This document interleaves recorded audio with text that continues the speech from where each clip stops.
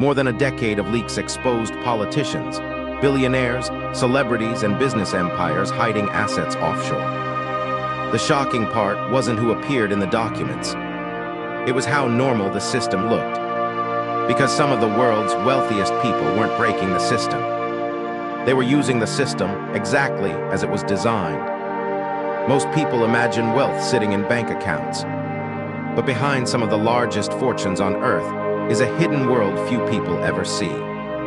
Behind those fortunes is a maze of shell companies, trusts, foundations, and offshore entities spread across multiple countries.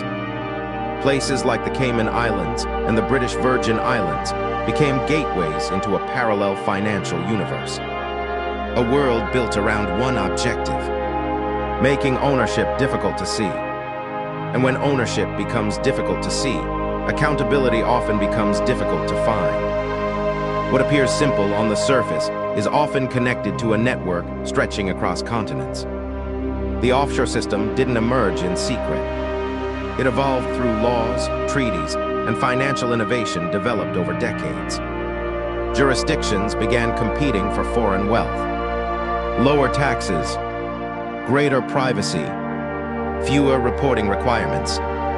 The result was an invisible marketplace where countries competed to become homes for money that never intended to live there. On paper, everything could appear perfectly legal. Yet profits could travel around the world without moving a single employee, factory, or customer. Then came the leaks. The Panama Papers, the Paradise Papers, the Pandora Papers. Millions of documents revealing how political leaders, business executives, and wealthy families structured assets across borders.